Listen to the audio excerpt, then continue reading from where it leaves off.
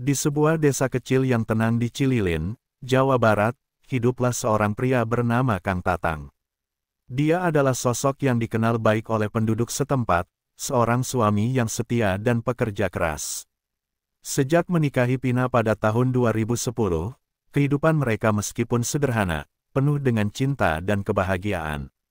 Mereka tinggal di sebuah rumah kecil dekat warung makan ayam bakar yang dikelola Kang Tatang. Setiap pagi, Kang Tatang bangun lebih awal untuk menyiapkan warungnya. Dengan semangat yang tak pernah pudar, dia mempersiapkan segala sesuatu mulai dari bumbu ayam bakar yang khas hingga nasi hangat untuk pelanggan. Warungnya terletak di kantin rumah sakit di Bandung, yang tidak jauh dari desa mereka. Meskipun pendapatan dari warung tidak banyak, Kang Tatang selalu bersyukur atas apa yang mereka miliki. Namun, belakangan, kehidupan mereka terasa semakin sulit. Pendapatan yang pas-pasan dan biaya hidup yang semakin tinggi membuat Kang Tatang merasa tertekan. Pina, yang bekerja di rumah, sering kali mencemaskan kondisi keuangan mereka. Setiap kali berkumpul dengan keluarga besar Pina, Kang Tatang merasakan tatapan tajam dari mertuanya yang membandingkan pencapaiannya dengan menantu lain yang lebih sukses. Rasa malu mulai menggerogoti Kang Tatang, dan dia merasa seperti tidak pernah cukup baik. Suatu hari, saat dia sedang melayani pelanggan, seorang pria tua datang ke warung. Dia tampak misterius dengan tatapan tajam dan senyum yang samar. Pria itu mulai bercerita tentang orang-orang yang tiba-tiba menjadi kaya melalui pesugihan, praktik kuno yang terkenal di kalangan masyarakat. Kang Tatang mendengar cerita itu dengan saksama, meskipun dalam hati dia merasa skeptis. Pesugihan itu bisa memberikan kekayaan tanpa harus bekerja keras, kata pria tua itu. Tapi ingat, setiap kekayaan memiliki harga yang harus dibayar. Kata-kata itu terus terngiang di telinga Kang Tatang. Dia tidak bisa menahan rasa ingin tahunya. Dalam hati, dia bertanya-tanya, apakah ini jalan keluar dari kesulitan yang aku hadapi?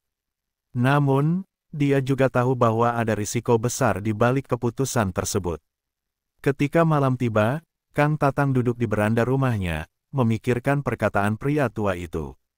Dia melihat Pina yang sedang menyiapkan makan malam dengan wajah lelah.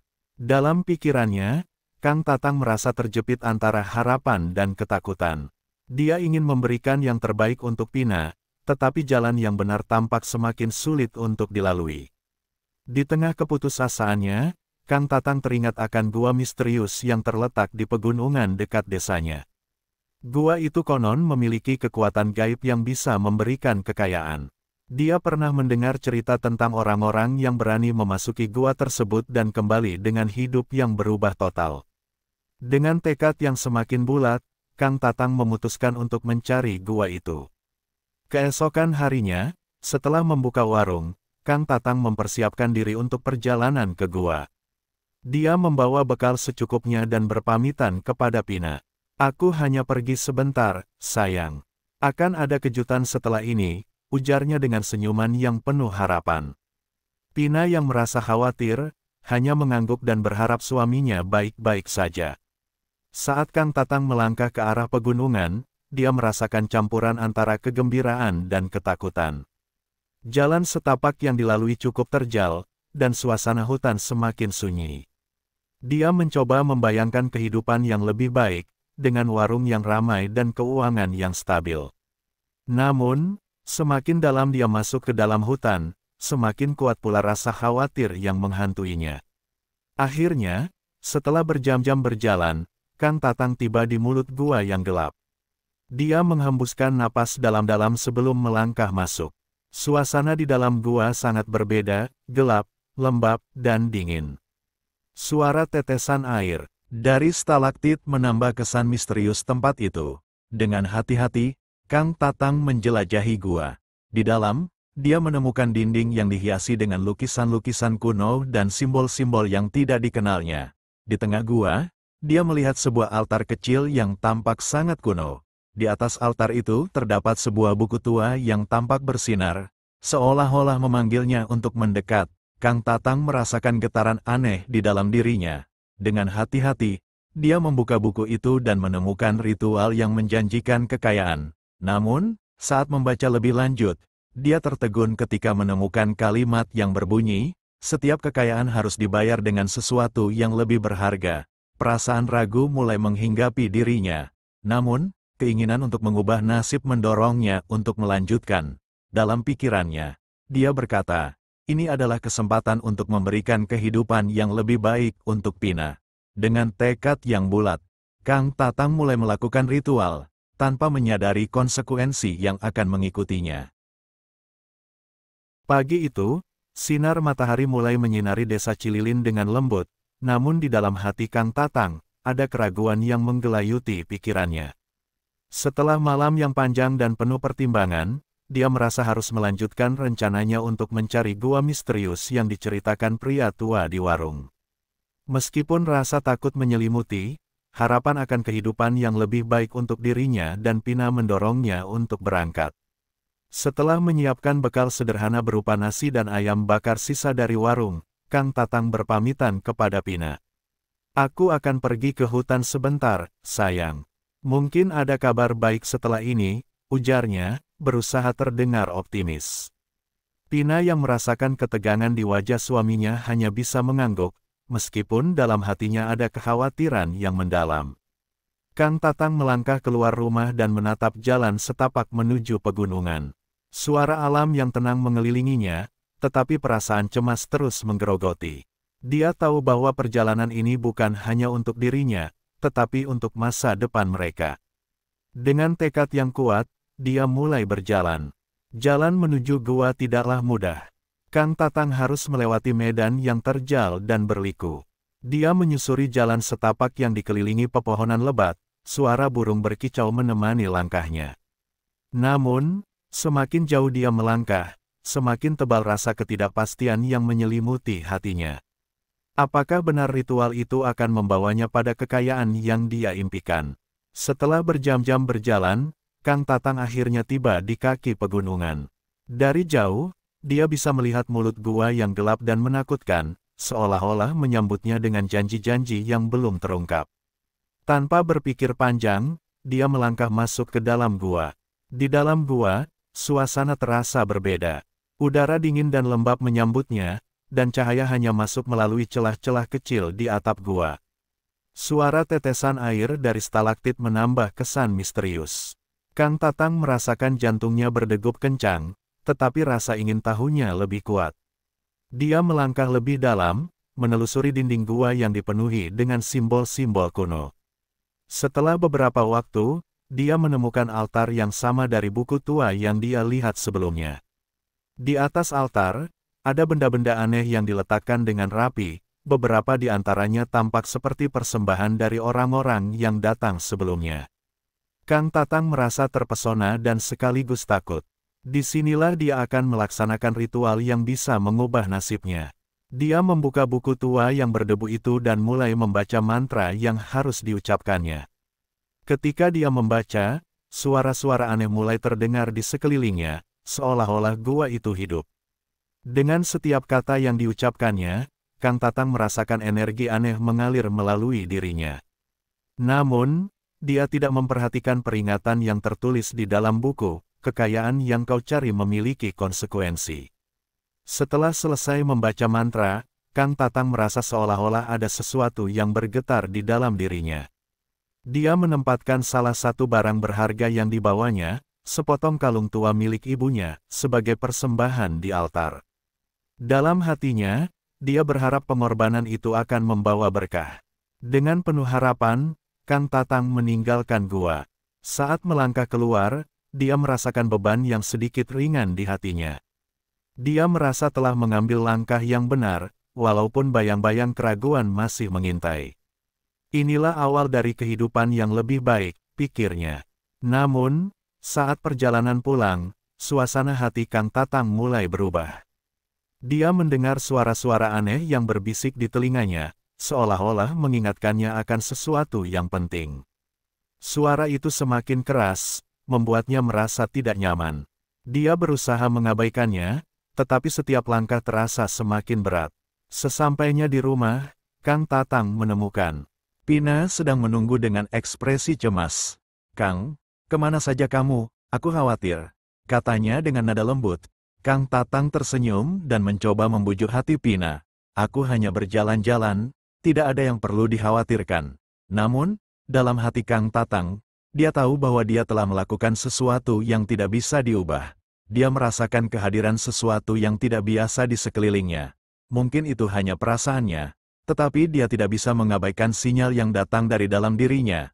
Malam itu, saat Kang Tatang berbaring di tempat tidur, dia terbangun oleh suara-suara bisikan yang semakin jelas. Suara itu menyebut namanya, mengingatkannya akan ritual yang telah dilakukan. Kang Tatang terbangun dengan keringat dingin, merasakan ada yang tidak beres. Dia merasa terjebak dalam permainan yang lebih besar dari dirinya. Perasaan campur aduk antara harapan dan ketakutan mengisi pikirannya. Dia berusaha tidur, tetapi tidak bisa. Dalam kegelapan malam, dia hanya bisa merenungkan keputusan yang telah diambil dan konsekuensi yang mungkin akan dihadapinya. Semakin dia memikirkan ritual itu, semakin dia merasa ada sesuatu yang akan datang, sesuatu yang tidak bisa dia hindari. Setelah ritual yang dilakukan di gua, kehidupan Kang Tatang mulai mengalami perubahan yang luar biasa. Dalam beberapa minggu setelah ritual itu, semua yang dia impikan seolah-olah menjadi kenyataan. Pelanggan warungnya meningkat pesat, dan warung makan ayam bakarnya menjadi salah satu tempat yang paling ramai di kantin rumah sakit di Bandung. Kang Tatang tidak bisa percaya dengan apa yang terjadi. Setiap hari, ia melihat antrian panjang di depan warungnya. Pelanggan yang datang bukan hanya dari rumah sakit, tetapi juga dari orang-orang yang mendengar tentang kelezatan ayam bakar dan sambal khas yang disajikannya. Kang Tatang merasa bangga, dan senyuman tak pernah lepas dari wajahnya. Dia mulai bisa menyisihkan uang untuk perbaikan rumah. Pina, yang awalnya terlihat cemas dan lelah, kini mulai bersinar dengan harapan baru. Mereka merencanakan untuk memperbesar warung dan membeli peralatan masak yang lebih baik. Dalam hati Kang Tatang, dia merasa semua usaha dan pengorbanannya akhirnya terbayar. Namun, di balik semua kebahagiaan itu, ada sesuatu yang mengusik. Meski kehidupan mereka berubah drastis menjadi lebih baik, Kang Tatang mulai merasakan keanehan. Suara-suara aneh yang pernah mengikutinya setelah ritual kini kembali. Terkadang, saat dia sendirian di warung, dia merasa ada yang memperhatikannya. Kegelapan seolah-olah mengintai dari sudut-sudut ruangan. Suatu malam, setelah menutup warung, Kang Tatang pulang dengan membawa rasa syukur yang mendalam. Namun, saat dia memasuki rumah, dia mendapati Pina duduk di meja makan dengan ekspresi cemas. "Kang, aku merasa ada yang tidak beres. Beberapa hari ini, aku sering bermimpi buruk tentang Rudi," katanya, merujuk pada adik Pina yang baru pulang kampung. Kang Tatang berusaha menenangkan Pina. "Mungkin itu hanya stres, sayang. Kita sekarang punya banyak hal yang bisa kita syukuri. Jangan pikirkan hal-hal buruk," ujarnya, berusaha mengalihkan perhatian. Namun, di dalam hatinya, dia merasakan kegelisahan yang sama. Suara-suara itu terus berbisik, mengingatkannya akan sesuatu yang lebih besar. Keesokan harinya, saat Kang Tatang bekerja di warung, dia didatangi seorang pelanggan tetap, seorang pemuda bernama Rudi, yang kebetulan adalah adik Pina. Rudi baru saja pulang dari perantauan dan ingin membantu Kang Tatang di warung. Mereka bercanda dan tertawa, tetapi Kang Tatang merasakan kedamaian itu tidak bertahan lama. Setiap kali Rudi berada di dekatnya, Kang Tatang merasa berat dan tertekan. Suara-suara di kepalanya semakin keras, seolah-olah memperingatkannya tentang sesuatu yang akan terjadi. Dia ingin melindungi Rudi, tetapi tidak tahu bagaimana cara melakukannya. Dalam pikirannya, dia terus-menerus berjuang antara rasa bersalah dan keinginan untuk menjaga keluarganya. Malam itu, Kang Tatang terbangun dengan keringat dingin. Dalam mimpi, dia melihat Rudi dalam bahaya, terjebak dalam situasi yang tidak bisa dia selamatkan. Saat dia terbangun, jantungnya berdegup kencang. Dia merasa harus melakukan sesuatu, tetapi apa yang bisa dia lakukan? Hari-hari berlalu dan hidup mereka semakin baik, tetapi bayang-bayang ketakutan terus menghantui Kang Tatang. Suatu sore, saat sedang berjualan, dia mendengar desas-desus di antara pelanggan tentang seorang dukun di desa sebelah yang bisa meramal dan memberikan nasihat. Kang Tatang merasa tergerak untuk menemui dukun tersebut, berharap bisa mendapatkan petunjuk mengenai apa yang harus dilakukan. Setelah berunding dengan Pina, dia memutuskan untuk pergi menemui dukun itu. Dukun tersebut dikenal sebagai orang yang memiliki keahlian dalam ilmu gaib dan sering membantu masyarakat yang menghadapi kesulitan. Saat Kang Tatang tiba di rumah dukun, suasana terasa mencekam. Bangunan tua itu dikelilingi tanaman liar, dan pintunya terbuka lebar.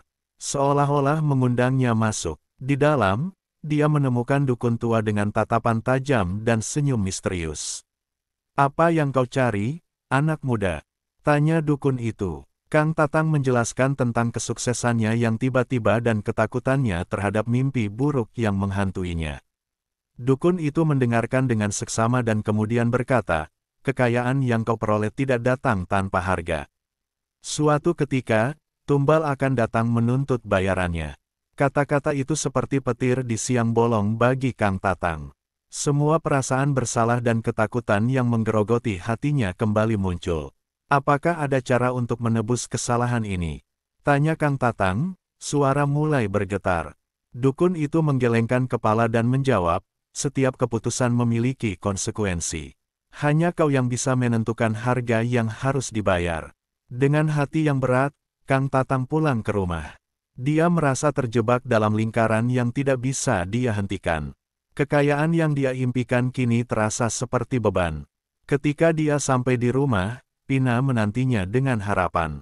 Kang Tatang tahu bahwa dia harus jujur tentang apa yang terjadi, tetapi dia juga tidak ingin menambah beban pikirannya. Malam itu, Kang Tatang duduk di beranda, memikirkan semua yang telah terjadi. Dia ingin mengubah hidupnya, tetapi dalam prosesnya, dia telah kehilangan arah. Suara-suara itu terus berbisik, dan bayangan dari gua akan terus menghantuinya. Dia mulai menyadari bahwa perjalanan menuju kekayaan tidaklah semudah yang dia bayangkan, dan konsekuensi dari pilihannya kini menjadi semakin nyata. Kehidupan Kang Tatang yang semula dipenuhi harapan kini mulai dipenuhi dengan kegelapan. Setelah mendengar peringatan dari dukun, perasaan bersalah dan ketakutan semakin mendalam.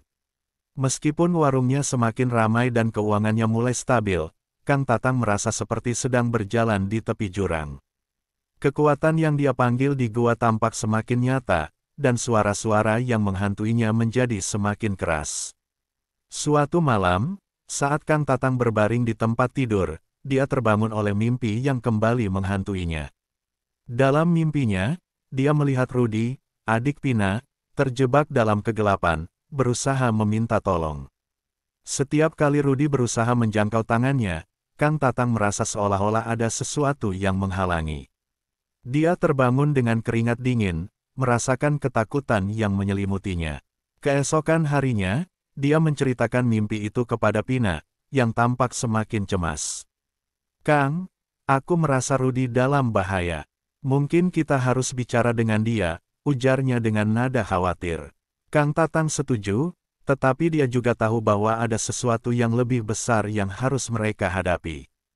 Mereka memutuskan untuk mengundang Rudy ke rumah untuk makan malam. Selama makan, Kang Tatang berusaha bersikap normal, tetapi hatinya berat. Dia terus memikirkan kata-kata dukun dan merasa ada sesuatu yang harus dia lakukan untuk melindungi Rudy.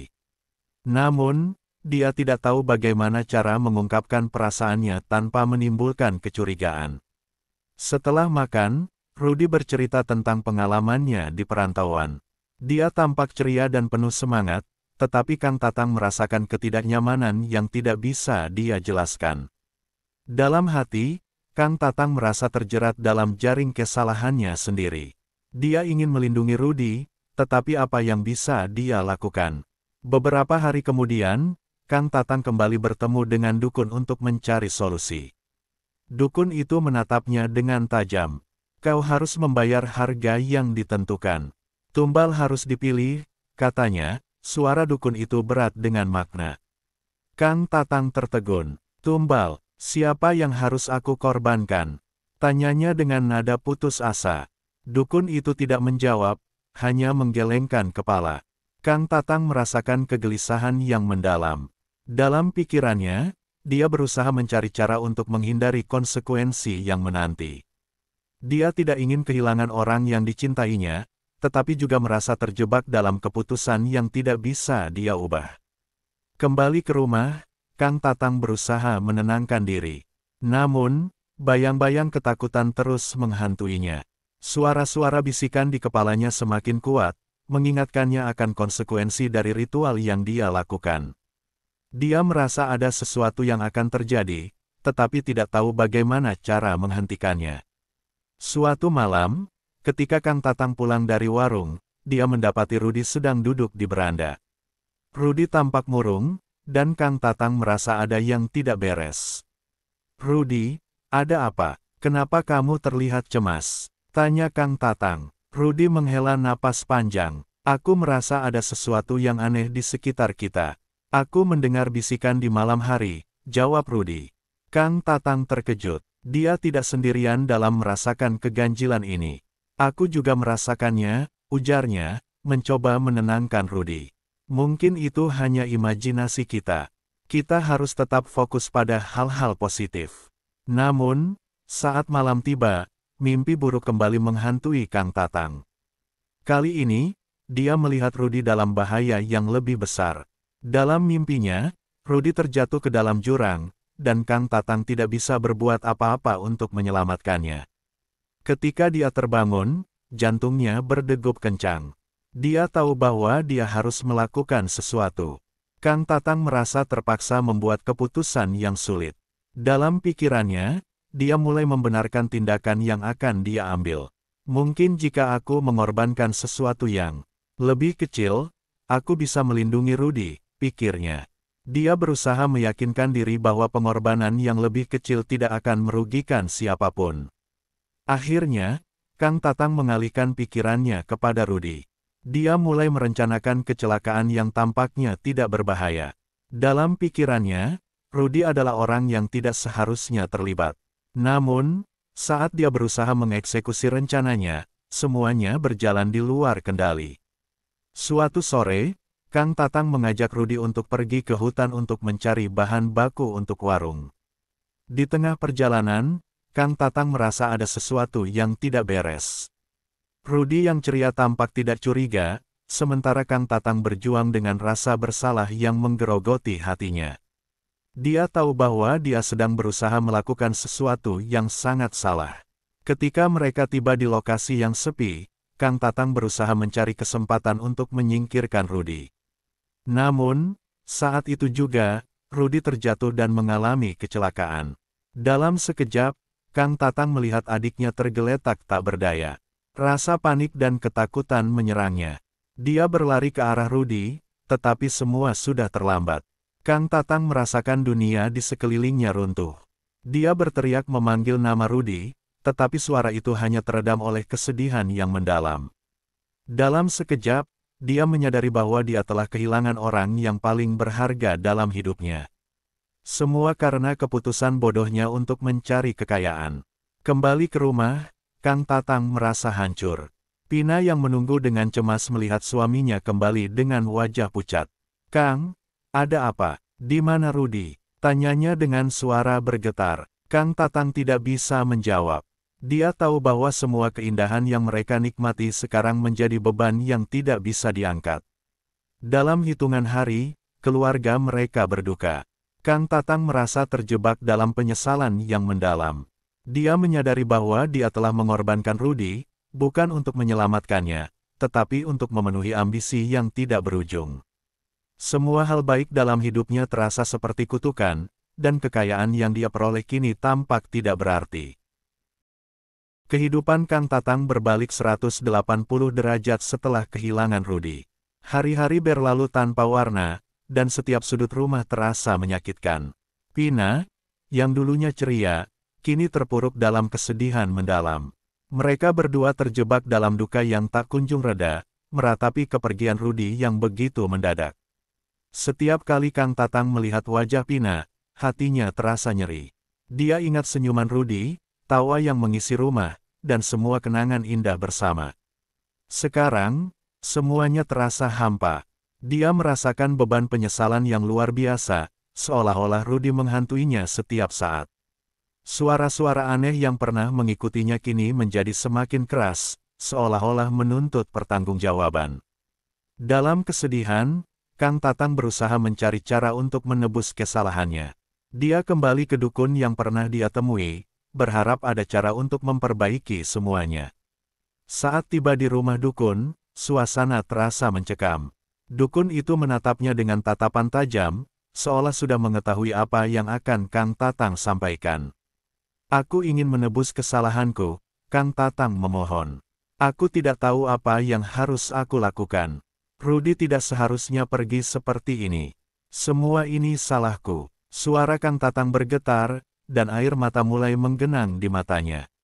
Dukun itu menggelengkan kepala. Setiap tindakan memiliki konsekuensi, dan tidak ada jalan kembali. Tumbal telah diambil, dan kau harus menerima kenyataan ini. Kata-kata dukun itu seperti sebilah pisau yang menusuk hati Kang Tatang. Dia merasa terjebak dalam lingkaran kegelapan yang tidak bisa dia patahkan. Kang Tatang kembali ke rumah dengan perasaan hancur. Pina, yang merasa kehilangan, melihat perubahan pada suaminya. Dia tahu bahwa Kang Tatang berjuang melawan rasa bersalah yang mendalam. Suatu malam, saat mereka duduk di beranda, Pina tiba-tiba bertanya, "Kang, apa yang sebenarnya terjadi? Kenapa semuanya berubah begitu cepat?" Kang Tatang menunduk, tidak tahu harus menjelaskan apa. Aku hanya ingin yang terbaik untuk kita," ujarnya, suaranya penuh penyesalan. "Tetapi semua ini salahku. Aku tidak bisa memperbaikinya." Pina menggenggam tangan Kang Tatang erat, matanya berkaca-kaca. "Kita harus saling mendukung, Kang. Kita tidak bisa membiarkan kesedihan ini memisahkan kita." Namun, Kang Tatang merasa terasing. Dia merasa bahwa penyesalan dan kesalahannya terlalu besar untuk dimaafkan. Hari-hari berlalu, dan Kang Tatang semakin terjebak dalam kesedihan. Dia merasa hidupnya telah menjadi kutukan. Kekayaan yang didapatkan tidak berarti apa-apa tanpa Rudy. Suatu malam, saat Kang Tatang terbangun dari mimpi buruk, dia mendengar suara bisikan yang semakin jelas. "Kau harus membayar harga yang lebih besar," suara itu berulang kali mengingatkannya. Kang Tatang tidak bisa lagi menahan rasa sakitnya. Dia merasa bahwa satu-satunya cara untuk menebus kesalahannya adalah dengan mengakhiri hidupnya. Dalam pikirannya, dia percaya bahwa hanya dengan cara itu dia bisa menemui Rudy dan meminta maaf. Dia merasa terjebak dalam kegelapan, tidak ada harapan untuk masa depan. Suatu malam, Kang Tatang pergi ke gua tempat dia pertama kali melakukan ritual. Setiap langkah terasa berat, tetapi dia tahu bahwa ini adalah jalan yang dia pilih. Ketika dia tiba di mulut gua, suasana terasa mencekam. Dia mengingat semua yang telah terjadi dan semua yang telah dia korbankan. Dengan hati yang penuh penyesalan, Kang Tatang melangkah masuk. Di dalam gua, dia merasakan angin dingin yang berhembus, seolah menyambutnya kembali. Dia berjalan menuju altar yang pernah dia lihat, di mana semuanya dimulai. Dengan suara bergetar, dia mulai mengucapkan mantra yang sama, berharap bisa memanggil kembali Rudy dan meminta maaf. Saat dia selesai mengucapkan mantra, suasana di gua berubah. Dia merasakan getaran yang kuat, dan tiba-tiba, sosok Rudy muncul di hadapannya. Namun, sosok itu tampak hampa, wajahnya mencerminkan kesedihan yang mendalam. "Kang, kenapa kau melakukan ini?" tanya Rudy dengan suara yang penuh penyesalan. Kang Tatang menyadari bahwa semua keputusan yang dia buat telah menghancurkan bukan hanya hidupnya, tetapi juga hidup orang-orang yang dicintainya. "Aku minta maaf, Rudy. Aku tidak seharusnya melakukan semua ini. Aku hanya ingin melindungimu," ujarnya, air mata mengalir di pipinya. "Semua ini tidak bisa diubah, Kang. Kau harus belajar untuk hidup dengan keputusan ini. Jangan biarkan kesedihan menguasaimu," kata Rudy sebelum sosoknya menghilang, meninggalkan Kang Tatang terjebak dalam gelapnya penyesalan. Kang Tatang terjatuh, merasakan beban yang tak tertahankan. Dia tahu bahwa dia tidak bisa kembali ke masa lalu, dan tidak ada cara untuk memperbaiki kesalahannya. Dalam keputusasaan, dia merasakan semua harapan sirna. Dengan hati yang hancur, Kang Tatang keluar dari gua, tidak lagi memiliki tujuan hidup. Ketika dia kembali ke rumah, Pina menunggu dengan penuh harapan. Namun, Kang Tatang hanya bisa menatapnya dengan wajah kosong. Dia tahu bahwa hidup mereka tidak akan pernah sama lagi. Dalam kesunyian malam, suara-suara bisikan itu berhenti, tetapi kesedihan dan penyesalan akan selalu tinggal di dalam hatinya.